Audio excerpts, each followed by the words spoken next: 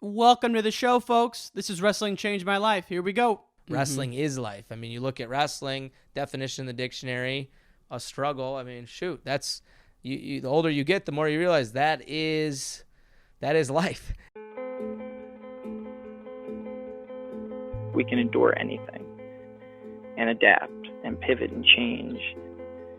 Wrestling gave us that ability. I would say nothing in life has impacted me more than the things wrestling has taught me in terms of self-reflection, resilience. Toughness. Some guys have it, some guys don't. Adversity, 100%. How to pick myself up and be a man after I failed. And everything that has shaped my life and where I'm at today would not be there without the values and basically the lessons I've learned through the sport of wrestling. For me, wrestling saved my life because it allowed me to focus and channel my energy. We're fortunate if you wrestle, because if you wrestle, natural talent helps, but it's 5% of the ingredient. It pales in comparison to heart and technique and effort. It humbled me, taught me humility. Nothing can humble you more than wrestling. I think it's the learning to adapt, right? You learn how to adapt, you learn how to solve problems. You know, if I look back at my time I spent wrestling, if it gave me one thing more than anything else, it's mental toughness. Welcome back to the show, folks. My guest today is Matt McDonough, two-time champ, three-time finalist for the Iowa Hawkeyes, who just won the Big Tens this weekend. Matt is currently the assistant coach for the Wisconsin Badgers. You can find him on Twitter at McDominate17. This was an awesome conversation and was recorded at the Big Tens on Friday. My main man and brother Tanner Warner helped me with this. We recorded it at Matt's hotel room right before the Big Tens got started. Hope you enjoy it, as always. Fan of the week goes to Jude Latkovich. He's a 6-year-old, 45-pound stud out on the East Coast making waves. His pops, Russ, turned him onto the podcast, and now he's hooked. Jude, keep on listening, baby. We appreciate it. Last but not least, folks, two things on my end. If you're going to the NCAAs, I rented a booth at the Win show, or the Fan Expo. I think it's called the Win show. It takes place Friday and Saturday in between sessions at the National, so stop by and see us there. And Gabe with the Goat Part 2 comes out next Tuesday. I'll repeat, Gabe with the Goat Part 2 comes out next Tuesday. It's the sequel to the obviously the first one we did back in November. If you want an early release cut of the documentary, text Dan Gable, one word, to 555-888. That's Dan Gable, one word, to 555-888, and you will be part of the early release group, and we'll send you an early cut of it this week. That's it, folks. Let's give it up for Matt McDonough. Peace!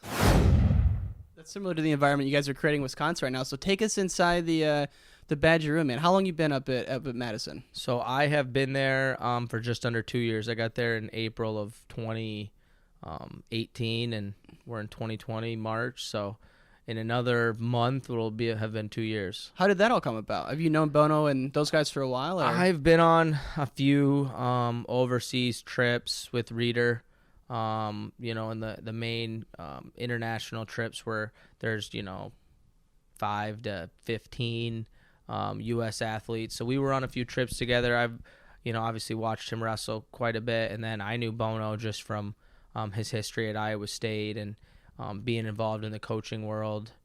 He coached at Tennessee Chattanooga right after Terry Brands, and then he was at Iowa State actually when I wrestled at Andrew Long in the finals, I believe, that year. And then I just, small world in wrestling. I knew him, so they reached out to me, and at that point I was coaching at the Eastern Iowa Wrestling Club, and I really loved that, but I always had this urge to obviously coach at the collegiate level, and I knew some of the moves happening, and that was definitely one that was very intriguing to me because Wisconsin, Big Ten school. I actually was recruited by Wisconsin out of high school. It's relatively close, relatively similar culture, and I was interested. And then when they reached out, I took a trip up there and got to see the place, and I thought it was definitely a place that could produce some high level wrestling. Yeah, it's a program where, like when they were at South Dakota, maybe it could have won, but most likely they're never going to win. But yeah. Wisconsin can win. Absolutely. There's a very strong support from the administration, and obviously the community will get on board when you're winning. Yeah. Like any other big time Big Ten school, when you're winning, the community is going to get on board. The university fans are going to get on board. But from a facility standpoint, from a support staff standpoint, from having all those things accessible, it's in line with all the other major Big Ten schools. Right. It just needs to progress and get some people to believe. Right.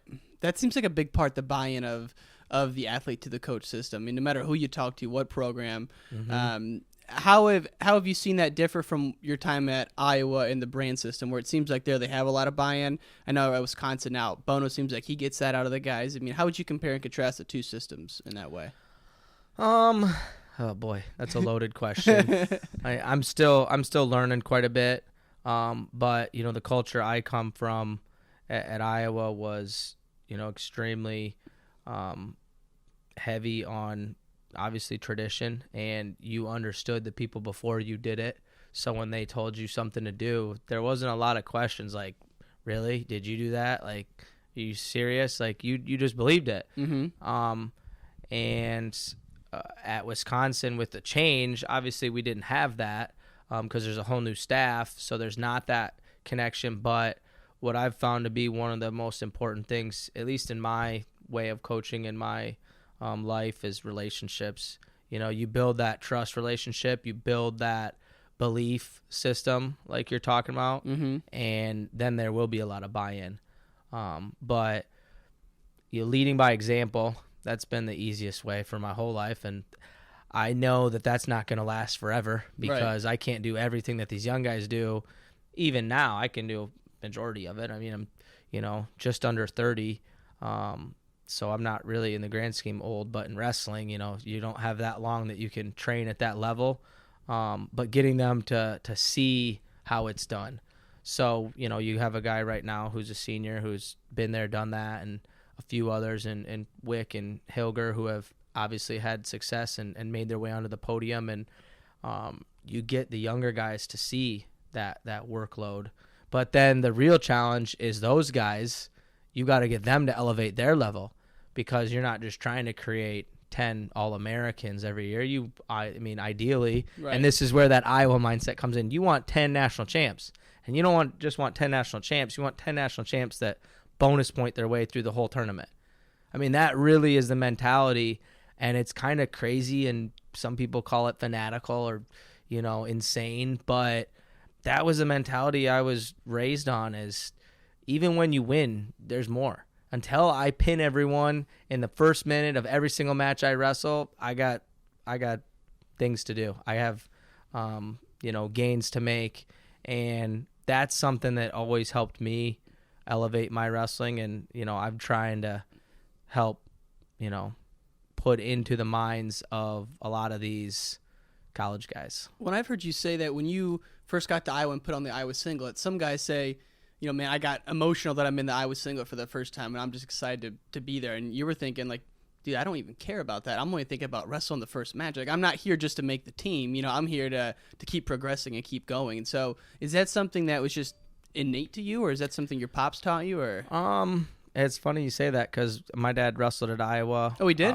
Yeah, my dad wrestled at Iowa in the 70s. Okay. So usually that's the same reaction I get out of everyone. They didn't understand that, and I make a point of it more now than I maybe did when I was younger, just because, when I look back, you reflect more when you're done. It was pretty cool to, know that my dad wrestled there, and it wasn't like he was some all-star. He started wrestling in 9th grade and walked on at Iowa, was really close teammates with a lot of these other coaches. Tim Siezeski was very close friends, still close friend with him. And he was behind him for a few years, and then his senior year, he got in the lineup, got third at the Big Tens, qualified for nationals. Actually, ironically enough, beat Jack Reinwand from Wisconsin, who became national champ that year at his weight, at the Big Tens for 3rd and 4th. And now you're coaching at Wisconsin. Yeah, so that was kind of interesting. But going back to your question, ironically enough, my dad told me stories about Iowa from the time I was a kid. So that...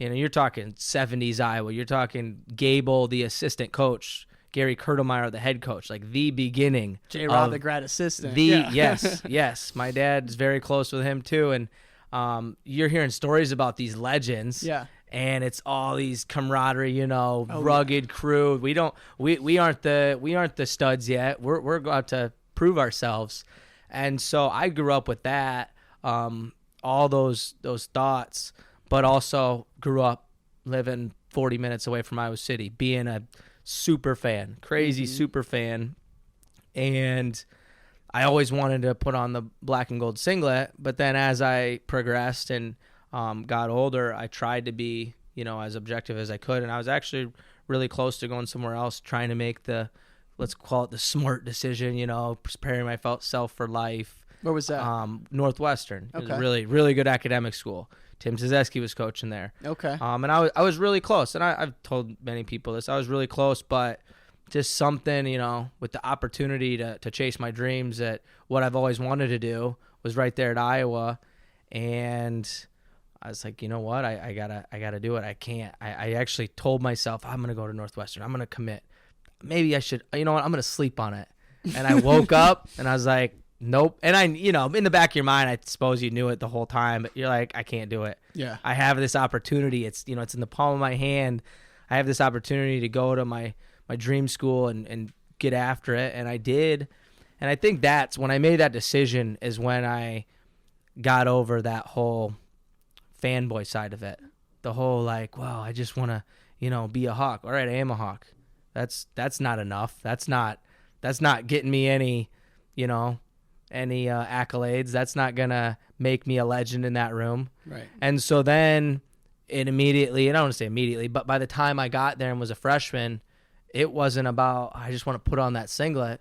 It was about, well, I want to do what Tom Brands did. I want to do what Terry Brands did. I want to do what Mark Ironside did. I want to do what Mark Perry did. I grew up watching Mark Perry and Ironside and Strip Matter and Juergens and a ton of those guys. I remember seeing Cliff Moore win it. Mm-hmm. I was going to NCAA tournaments from middle school on, so I got to watch a lot of guys go to battle in that tournament, and that was my goal. I want to go do what they do. I want to go wrestle on Saturday night on that big stage. Right.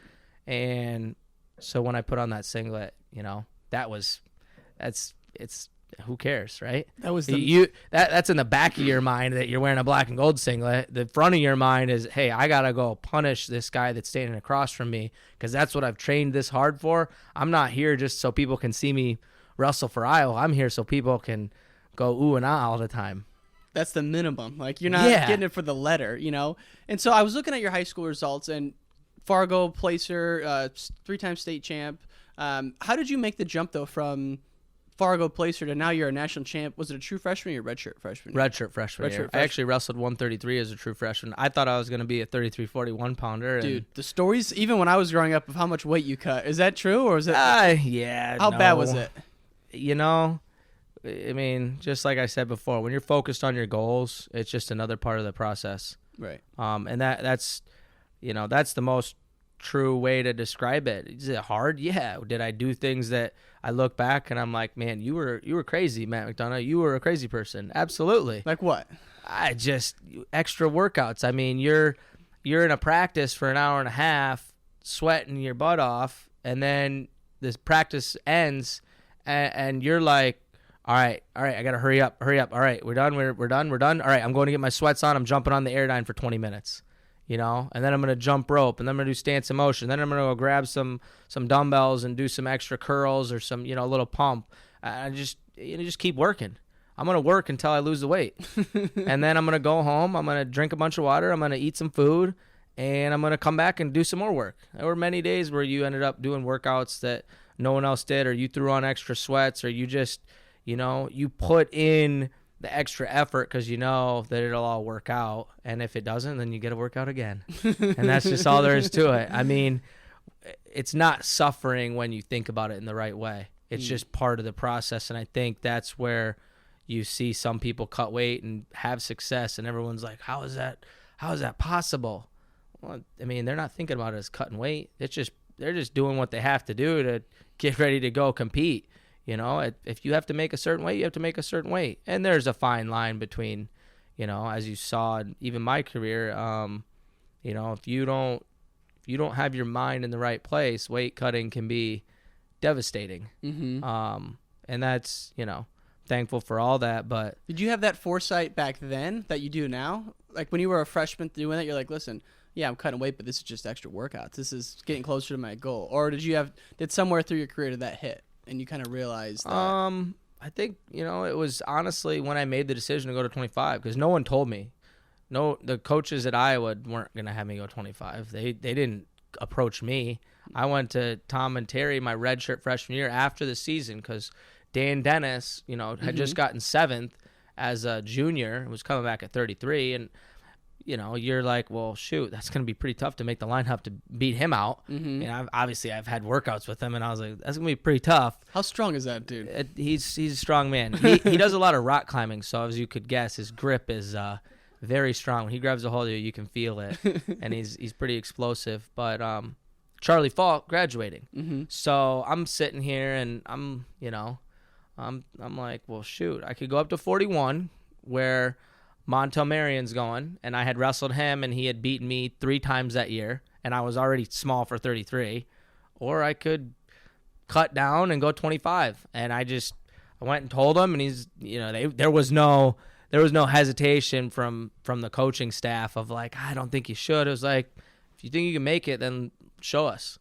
And I spent the summer not cutting weight, but trying to change my body. And I remember in the middle of July when we had our wrestling camps, it was kind of like I kind of, I didn't make weight, but I kind of made a weight where I was like, all right, I know I can do it. And that's when I knew, all right, I'm going 25. This is happening. Wow. And then you started that early. Well, it was just kind of making sure like this is a viable thing. And then between, July and August, you're just training. You're not really thinking about your weight, but you're trying to be healthy.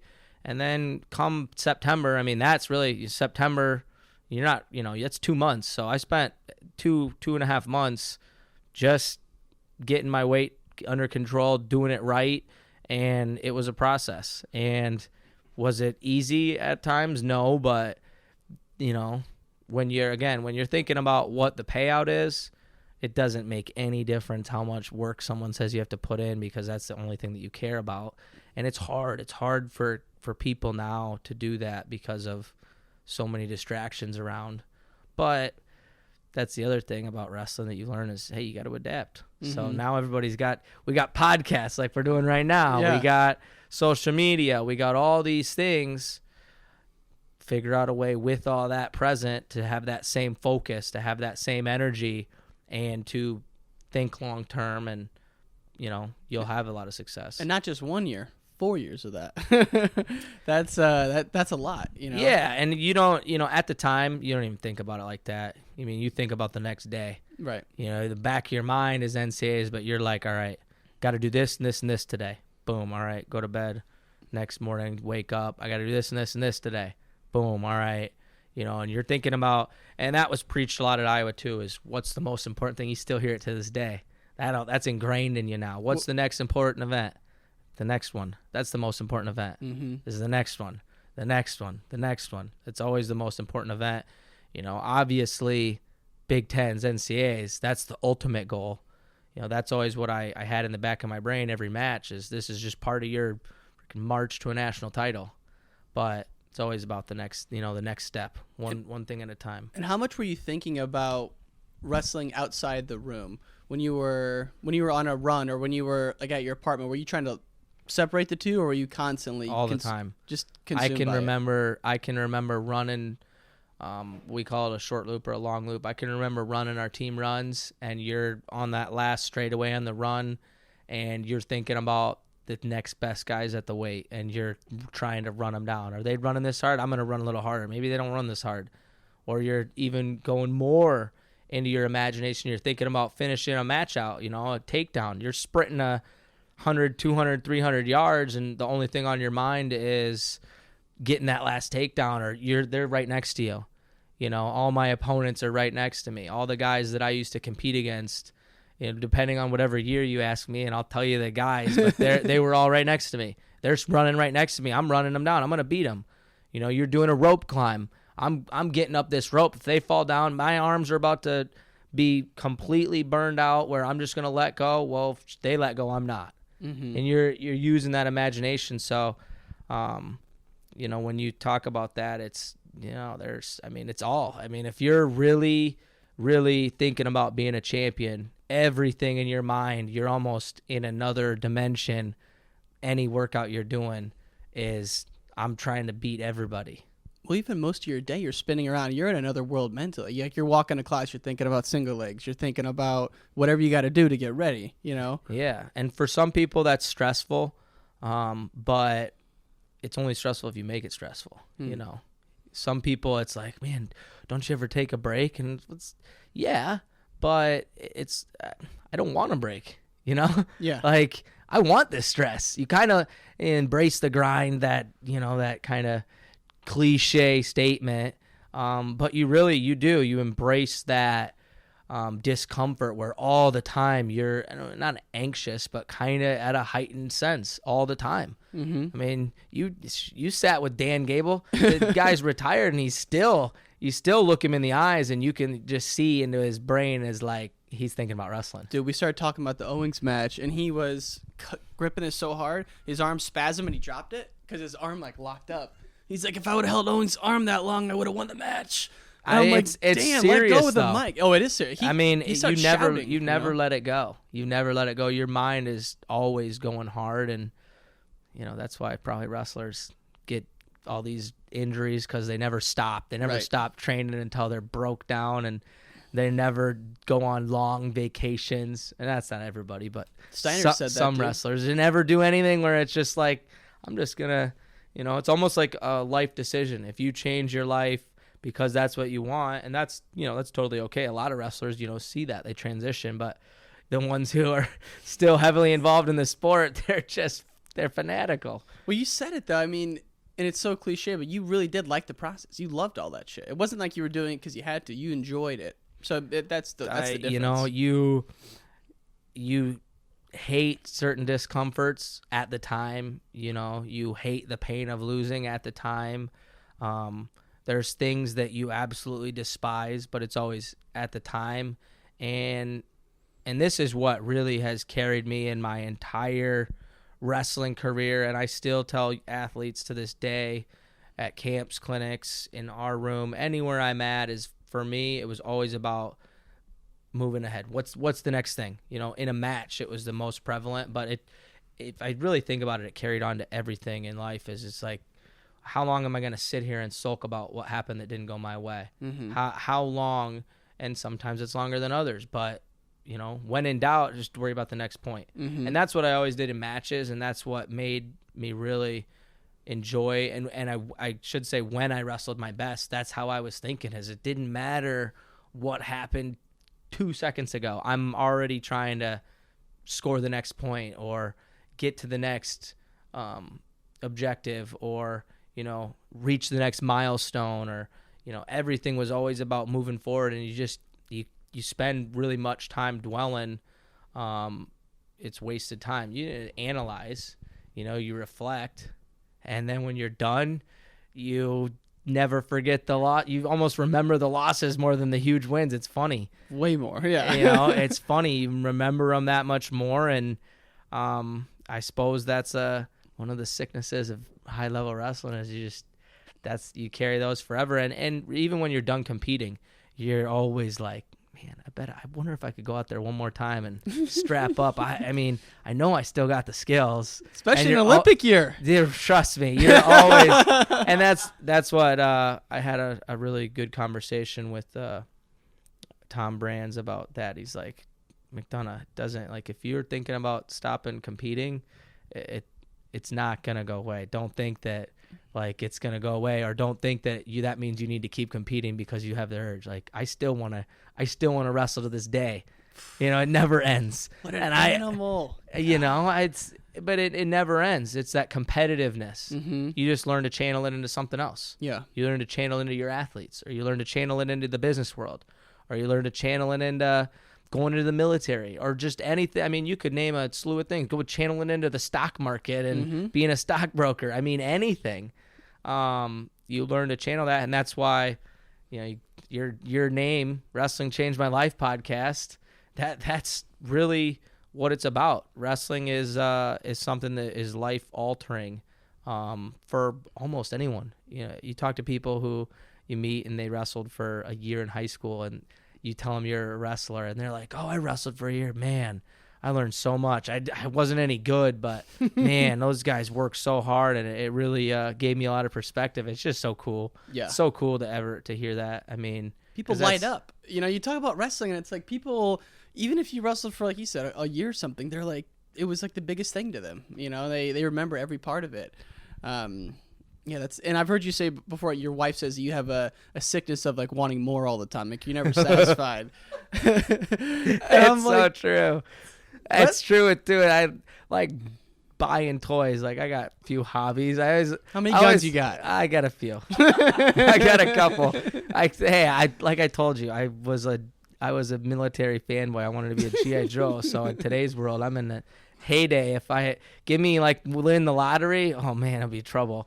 I'd be in a heyday. It's you know, you try to. It's good to have that balance. You know, that's why I'm thankful to have her in my life and my kids. Is you learn that balance. And you know, I just heard Doug Schwab talking about it, and I think his wife was doing a little, you know, one of those little interviews with him, and he's like, balance, and he like thought about it for a second. He's like, yeah, you know, when you're striving for greatness, there really isn't balance. And it's so true that like that balance, you try to always have some, but it's hard. It's hard when you want to be great because you have to invest so much. But you know, my wife and my kids help balance as much as I can. And I love being a dad. I love, you know, raising them. I love that women's wrestling is growing because I have a daughter she's tailor-made to be a wrestler. Her mindset, she's only 4 years old, and all she wants to do is roughhouse and, you know, do physical activity, and she loves watching it. But that's really humbled me a lot of having kids, and, you know, just trying to impart my best traits onto them and hopefully not give them any of my worst ones. That's the goal, I suppose, of any parent. But that's you seem like you really love being a dad, though, just from following your social media. And you talk about your kids. Man, I saw a video of your two kids. One of them has a chair on the other side of the room, and they smash into each other. Mom had to go to the store for 30 minutes and said, "Watch the kids." And they got all set up. I didn't even tell them to do it. They got all set up, and I'm looking, and I'm like, this could be bad. Was it chairs or what? What was it? It was like their plastic kiddie chairs, and I'm like, what are they doing? And then they did it once, and I'm like, and they're giggling, and I'm just like, all right, I'll get my phone out. I might as well record this. I guess if they're not going to hurt each other, I'll record it. And I got some more videos I got my daughter just absolutely walloping my son. I didn't post it. I should. But she straight reverse lifts him, and she's 4, and he's not even, he's 2. She's like 3.5. He's 2, and she's just throwing him around basically with like a chokehold, like a head and arm, like behind the back, just rolling him around and then picking him up, and he's screaming, and I'm just like, he'll let me know if he's really hurt. He's got to toughen up. And who threw you around like that as a kid? Because you had siblings that were 6 years older. Did you and your dad roll around a lot? Or me and my dad wrestled all the time. I always, and then one day it just kind of naturally stopped. I think he probably knew, like, I'm getting a little old for this, and this guy's starting to get pretty good. I'll let the coaches beat him up. But shoot, from the time I was 3 to the time I was 13, 14, we wrestled in the living room all the time. Many rug burns on the living room carpet, and many of screams from Mom that we were about to crash into the fireplace and someone's head was gonna pop off. But you know, he imparted a lot of my mindset and mentality and passion for wrestling on me, of just kind of embracing, like we've talked about this whole time, that challenge and that struggle and that process of, you know, you gotta love it. What's you know, what is it being an underdog? What does any of that mean ever? You know, and always the, you know, just because he's bigger, does that really mean he's better than you? I remember when I was a little kid, because I was pretty tiny, and I wasn't super muscular, And I would always worry that this kid's 5 pounds bigger than me, Dad. And he's like, so what? You know, your technique's better than you can beat him. What does it matter if he's 5 pounds bigger? Does that mean he's better than you just because he's a little bit bigger? And you know, when you're a little kid, you're like, Dad, you're crazy. Like, what are you talking about? But when you start to get older and hit puberty, and you realize, like, man, my mind, as long as my mind is stronger than this guy's, I can beat him. And my mind is stronger and my technique is good, I can beat this guy. And then you have success, and you try to snowball it. You try to keep that momentum going, where every time you have success, it builds you up a little bit. And if you lose, that's okay. It doesn't matter. That's just part of, I'm still thinking about that next big opportunity, and always trying to elevate yourself. And, that's what I'm most excited for with my kids. And it's not even about wrestling. Honestly, I tell this to a lot of people. I just want them to find something they're really passionate about. Right. That's all that I really care about. Be cool if they wrestle, either of them. But if not, just something they're passionate about, and attack it with all of their being, all of their heart and soul. And that would be, really special. But I really do love it. I love being a parent. It's definitely the best part of my life, is, my faith in the Lord and my family. Right. My kids. It's just fun. I just love it. It's so similar to wrestling, because it's like there's never a time of relaxation or chill. It's always, you're always. Well, wrestlers are just roughhousing around anyway. Like, we grew up, we had a wrestling mat in the basement. We were always just rolling around. So, like, whenever I hang out with kids, it's like I get on my knees and we're doing takedowns and shit like that, So, I don't have kids myself, but when I'm around them, I feel that way. So, seeing your Instagram and hearing you talk about it, I could definitely see that. Yeah, it's pretty awesome. And I'm lucky enough that I got a wrestling mat in my basement. I saw that. A little. Dude, how big's that dog of yours, dude? That freaking dog. You've never seen a dog like this, dude. It's funny because in my mind, she's a normal sized dog. That's all. I see her every day. So I'm like, what are you guys talking about? She's a normal dog. We said the mat, and I had a flashback to this picture of your dog on your wrestling mat in the basement with a bunch of stuffed animals around it. I'm like, that dog's huge, dude. Yeah, she's actually, I don't know if she got fat this winter or she's just still a growing girl. But she's officially bigger than me since the last weight check. I'm 150. See, I told you, dude. I'm 150, and she's 155. See? Freaking huge, dude. She's not small, but she's a big baby. She likes to cuddle. She sleeps in our bed every night. It's a problem. Really? Oh, yeah. Oh, wow. Me and my wife, we have a king-size bed, and we each basically get, like, a cot. So not even a cot. I probably get 2.5 foot wide space. My wife gets like a 1 foot wide space, and my dog just sprawls out. And every night we're like kicking her, like, "What are you doing?" Dude. Even if we go to bed and make her sleep on the floor, we wake up and she's in there. She's like a ninja. Can you imagine a 155-pound dog somehow sneaking into bed and no one wakes up? I need to get a video camera is what I need to do. It's huge. To, like, record. Like a deer cam. Like, how does she do this every night? It's awesome though. When I do stuff, I don't do it just leisurely. I do everything full throttle. And it's funny because all of this is like connected to wrestling some way or another. Like, my always wanting to buy more, have more, right, get more, do something more when we're on vacation. I always want to go do the next thing. I never want to just sit around and relax, because I was gonna say, how do you balance that as a coach though? So now that you're a coach, you are physically doing stuff, but you're not the guy out there. So how do you kind of balance that? I guess, where do you put your focus? Do you put your focus into building the relationships, putting your focus into like researching, things like that? Like, how do you spend your energy now? I really love spending a lot of my energy in the wrestling room with the guys, trying to teach them some of the skills that I learned, some of the mentalities that I learned about not even just training, but just how to approach wrestling in a way that tailors you for success.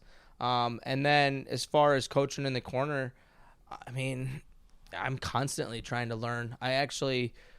I pay a lot of attention to other coaches, not necessarily during my match, like the match I'm coaching, but all the time, just trying to catch little idiosyncrasies and differences in how they act, and pair it with how their athletes do, and kind of see what works the best, and try to also really see how each person functions different with their character, because that's one thing that I always heard about, Coach Gable when I was a kid, is how tailored, like, I mean, you've probably heard other people say it, like, that man could get in anybody's head. Mm-hmm. He could get in anybody's head. I think you guys had was it Barry Davis you guys were talking to, or it might have been even Flow Wrestling talking to him too. But somewhere he was talking about, like, you just couldn't tell the guy no. You just couldn't tell the guy no. And I think about that, and I didn't know Coach Gable like super well personally. I know him very well, but not obviously like my dad did. But just hearing stories, and then experiencing it in Iowa under my coach, and Coach Brands, Terry, and Tom. They just made you believe what they were saying so much. That buy-in they're talking about. Circling back to that, I remember. This is funny. I was at the World Team Trials in Council Bluffs, Iowa. I believe it was after my freshman year. It could have been a different time, but I believe it was after my freshman year. Brett Metcalf and Mike Zadek were wrestling in it, and me and Terry and a few others went out to lunch, and we got this meal, and then I got a cookie at the end, bought a cookie, and I remember walking, and I opened the cookie up, and I don't know if I might have taken the first bite, who knows, but let's say I had one bite of it, and Terry Brands looks over to me like, McDonough, if you want to be a world champion, you'll throw that cookie away right now. And I'm like, Terry. He's like, I'm just saying. And I'm like, come on. And he's like, hey, man, it's your choice, whatever you want. And I'm like, God, and I toss it in the trash can.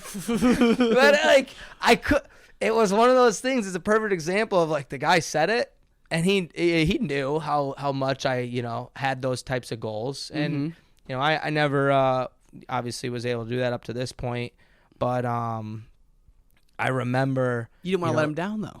Yeah, it wasn't. It was that, but it was just like, man, if this guy says this, I don't know. Maybe if I look back on my entire life, me eating this cookie is the difference. Like, that's the way you thought, though. You're like, who knows? Maybe if I eat this cookie, it means I won't be a world champ. But if I don't eat it, I can't take that chance. And you toss it before you get a second chance to think about it. Man. And that was the kind of thing that you could get a person to do when they really believe that what you say. I tell you what, it is so much harder in today's world with so much information accessible to get a guy to believe craziness like that. But you know what? It's really not crazy, because it's like, hey, you have to be more fanatical and crazy to win now than ever, because it's so easy to get distracted. Right. I mean, I could only imagine wrestling in the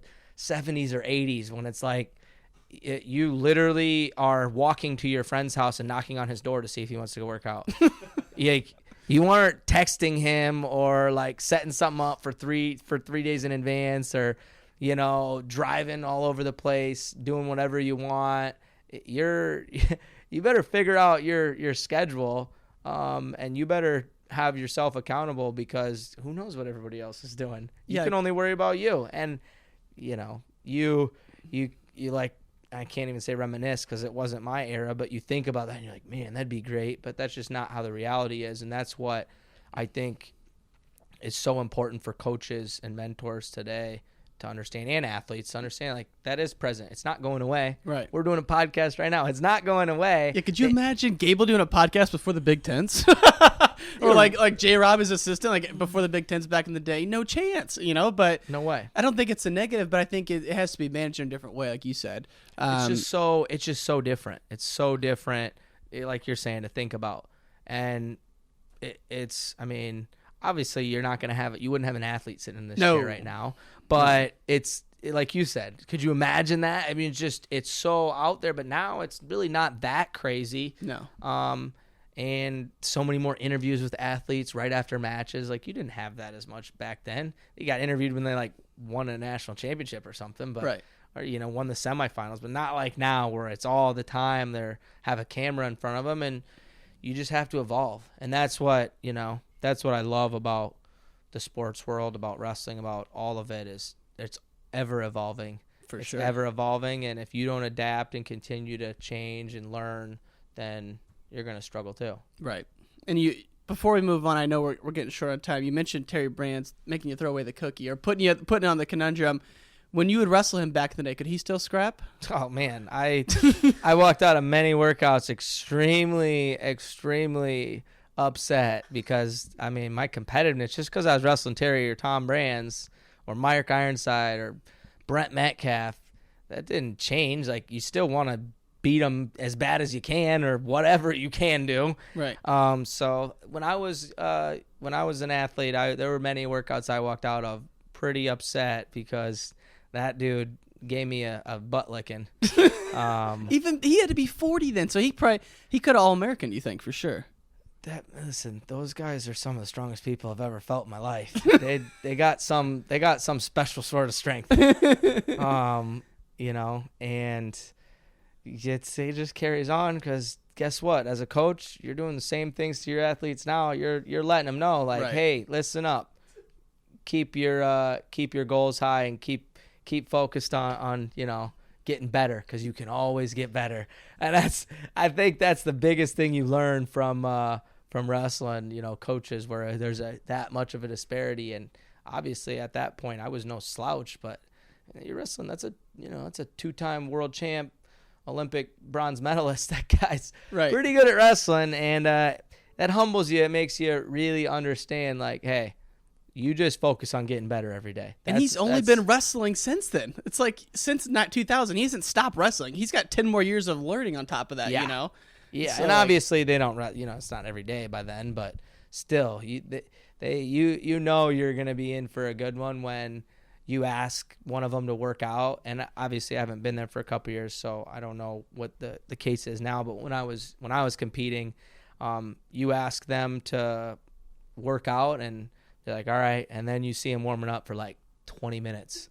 And you're like, get your warm up in, you're all ready to go, and they're still warming up, and you sure ain't going to be like, hey, coach, I'm ready, let's go. Like, you're just going to sit there and wait till it's your time. And you see them warming up, you kind of like, you think about it, and you're like, all right, they're getting ready. Like, I better, this isn't going to be a walk in the park. Like, this isn't just going to be a nice little flow session. This is going to be, it's going to be a workout. Terry's seeing Kendall Cross on your face. He's seeing flashbacks. And you're like, all right, you ready to drill? It's like, we'll just kind of spar. And then you spar for 5 minutes, and 5, 6, 7 minutes in, especially, again, when it's two pretty good wrestlers. Like, well, I'm sparring, and I'm not just not going to roll over, and he's certainly not. So by the time you're less than 10 minutes in, you're going live. Right. And that lasts for 30 minutes, and you're like, well, I sure ain't going to be the one to take a break. Like, he's the coach. He can tell me when it's time to take a break. Like, I'm not going to walk off the mat. I have to go until he says it's time to be done. And maybe that's unique to me, but what's the longest go you think you guys went? You and Tom or Terry? Oh, shoot, 30, 40 minutes? I went when I was after I just was in the lobby and talking to Ironside about it, and shoot, that man's probably given plenty of people this type of butt whooping, but I sure remember it better than he does, because, well, I was on the receiving end of it. Like you said, you remember those pretty well. Oh yeah. And it was one of those changing moments in my wrestling career where I just learned, like, how capable anybody was of doing crazy things. I wrestled at the Cohawk practice. Was a freestyle club, just postseason for basically all high schoolers in the Cedar Rapids area at the Co-Room and their old room. And it wasn't, it was good size, but it wasn't huge. And that thing would get packed to the brim. You get 75, 80 kids where it was wall to wall, and that you'd be falling over each other. And Ironside ran it once a week. It was just an hour and a half. And that was after my sophomore year. I had won it, and you get a kind of good workout because obviously it's so tight, and you wrestle the whole practice. And then usually I was the guy who would run up and ask Ironside if he would wrestle with me extra, because shoot, you got that good of a guy in there. I Right. want to, I want to get that. And I asked him to work out. He's like, all right, yeah, we can go. And then we start going. And I mean, there was no drill. And it was basically, we're going to go live. Cause I think he might've got in with some groups before that, but we were just going to go some extra goes. And we started going, and, I was giving him everything I had, like typical high school kid. And this is a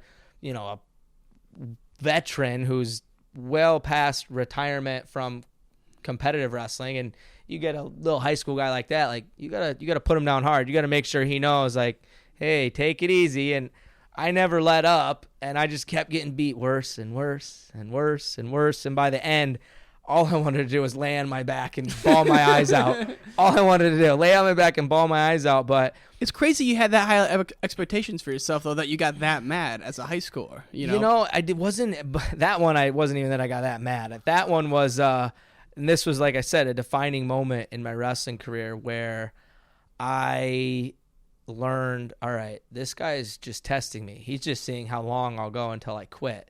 And so I just kept getting up and kept going at him as hard as I could. And all I wanted was one takedown. I was like, if I can get one, then I deserve to get off the mat. But there was no one. And we probably wrestled after that hour and a half practice for 45 minutes straight. I mean, the place was gone. Everyone was, it was empty in there. And we kept going, and I was getting punished bad for 45 minutes. One go. And eventually, I think eventually he stopped and helped me up or whatever, patted me on the back. And I learned a lot about myself. And that was one of those changing points in your wrestling career where you learn, like, sometimes it's not about the wins and losses, and specifically to training, but sometimes it's not about the wins and losses, and it's not just about surviving. It's just about, no matter what, you get back up, you go again. No matter what, you get back up, you go again. And I had a very, I've always had been a little bit of a loudmouth. Sometimes I'll talk smack to coaches or something, try to get, I don't know, just whatever I can do to get someone to work out with me. Sometimes my mouth betrays my mind. Let's put it that way. My mouth betrays my mind, so I've learned to try to shut my mouth more and open my ears more. Been told that many times too. But I always had a very, very, very high respect for those guys that, I looked up to, and I watched coach and compete, super high respect. So for me, wrestling a Terry Brands, wrestling a Tom Brands, wrestling even Metcalf, really, but wrestling Ironside, wrestling all those guys who in my mind were legends. Mm-hmm. My respect was just like, I'm not gonna disrespect this guy by quitting, by walking off the mat because I didn't like the way he was wrestling. Like, I'm just gonna sit there and I'm gonna absolutely wrestle him as hard as I possibly can until he says enough. It wasn't like I was gonna make him quit again. And that's as you progress, you learn that your mindset changes to be a lot more competitive. Like, hey, I can compete with this guy. I can wrestle. I think I can try to beat this guy. But that never changes that, that he's the guy I look up to. I'm going to go as long as he wants to go. I'm going to do whatever, but I'm going to give everything I have. There is no, I'm only going to try a little bit. There is no, well, this sucks. So you're done. That's out of respect, though, to them, you said. Yeah. And that's the way that my mind has always worked to all those guys, is that respect. Because I know what they've done. I shouldn't say I know, but I've seen, and now I guess I know a little bit more. But right. I still don't know. Some of those guys have done things that would, make people fall over puking. People can't even imagine. I can't even imagine. We both wrestle. Like, it's to that Sometimes level. I can't even imagine the things that I did. You're like, you're nuts. Man. The stories and things you hear, they sound like fairy tales. Like, what? That is a funny story you're telling me. Really, you're really embellishing, aren't you? But it's like, I can't embellish that. Like, that is 100% truth. It's too weird to make up. Can't even make that shit up. Right? That is exactly how it feels. But it's been really, really fun for my whole career, going through all the ups and downs. And the most thing I've learned, and this comes from just my upbringing and my family, is to learn from it all, to embrace all of it, the good and the bad. And a lot of people say that, but it really is true. Mm-hmm. I had a you call it unfortunate, less than ideal senior year. I've had other, family tragedies or mistakes I've made as a person, and you try to learn from it and grow. Mm-hmm. And really, the benefit of all that is being a coach and getting to try to, resonate with these athletes a little bit. And the more you've seen, the more things you've seen, and it doesn't matter if you failed on a small stage or a big stage.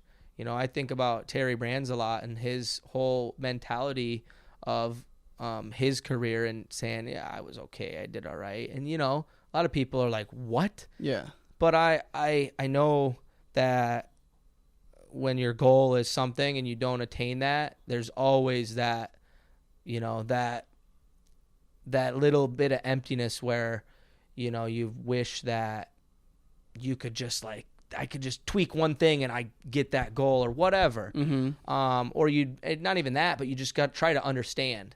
But the best way to, to grow from it is to try to help others understand that and get to the level that you never got to. Yeah. And, I look back on my career and it's the same as other people who are really high level. I won a lot, but shoot, I didn't get the real goal I wanted. I wanted to, it sounds crazy, but I wanted to be a 4-time All-American. That was one of my biggest goals, just subconsciously, is to be a 4-time All-American. And, maybe more than being a national champ. I don't know. I say that, but who knows? It's never changing. But maybe you know what it is deep down in your heart. If it's 4-time All-American, it's 4-time All-American. And go win out your senior year. You're a 3-time champ. You're a 4-time finalist. And you have one of the top statistical records in all of Iowa wrestling history. And to think that what could have and what is will make you go insane. Right. So for me, you just have to accept what it is. But all right, what am I going to get out of it then? Mm-hmm. Because it isn't what I wanted. But why does that mean it has to be this black mark and there's a piece of my heart and soul missing? No, I'll fill that missing part with the goal of helping those around me. And it could be in any capacity. Obviously, right now it's as a coach, but or making sure it doesn't happen to your guys, or do everything or if it's your kid playing a soccer game that means a lot to him, whatever it is. That's exactly what I'm saying. For me right now, it's coaching and mentoring other athletes and trying to get them to reach that top step on the podium at the national level. Maybe someday it'll be at the international level. Mm-hmm. Because I was never able to do that. And maybe it'll be helping my kids get through some, really tough adversities in life. Maybe it'll be community service in a totally different way. Who knows? But trying to learn from those experiences in life. Yeah. Because man, it's really I spent a little time. It's really sour when you just are just angry about something rather than accepting it and accepting the good and the bad and moving forward. And that's what wrestling's all about. I tell it at clinics. It's a struggle. It's life. Mm-hmm. Wrestling is life. I mean, you look at wrestling definition in the dictionary, a struggle. I mean, shoot, that's you the older you get, the more you realize that is life. Right. It's a constant struggle. So the skills and the characteristics and the values and all those paired together that it puts into people who've spent a long time in this sport. It's truly amazing how much knowledge you have and how much understanding you have of just the intricacies of the ups and the downs and everything. It's crazy, isn't it? Well, you It's talk about, amazing. and we'll wind down just real quick here, but you talk about life. Real life is someone, your mom dying, your dad dying. That's real shit, right? A loss is a loss, of course. A wrestling match is a big deal, but You talk about some real shit, it's like that's what it prepares you for, is the real ups and and what are downs. you going to do? I mean, Right. is your life going to be over, or are you going to find a way to carry on? And that's Exactly. It's tough because everyone handles everything different. Everyone's individual, but just that, and we haven't even spoke a lot about it, but the community of wrestling too is unbelievable. Mm-hmm. I mean, look at what's happened in wrestling for tragedies over the last couple of years of certain people, people that I'm close to. Yeah, your teammate. The Stickley family. Yeah. I'm really, really close with them, and that tragedy of Eli Stickley passing away, but just the legacy he left and the impact that had. And then you look at the support for Brandon Sorensen, a guy who got diagnosed with cancer, and the support it's instantaneous, and just a slew of those. I mean, I'm sure there's plenty more over the course of time. Mike Duro, guy I was really close with, how many people he impacted and how much that story and that tragedy kind of resonated with people whose life he touched, and those are people who are all close to my heart. But just how amazing the wrestling community is, because it's a family of understanding of the ins and outs of The just suffering, yeah. that joint suffering. Talked about the book, Yeah. Man's Search for Meaning, and that's one of the huge parts of the book is if you know what your sufferings are for, you're mentally so much, like, it can be so empowering when you understand the purpose of your suffering.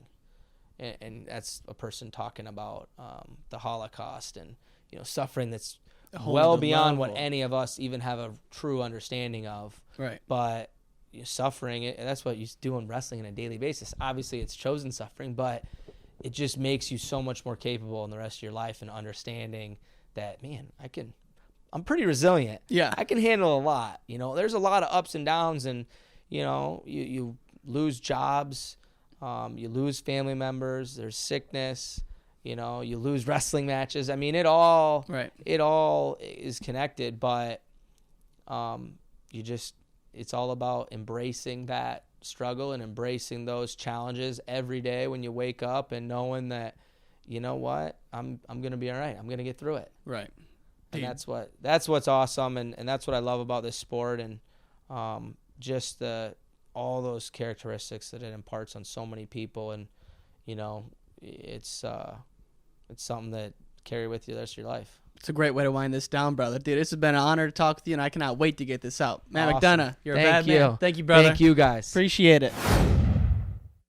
And all great things must come to an end. If you want to hear more from the podcast, text WRESTLE to 555-888.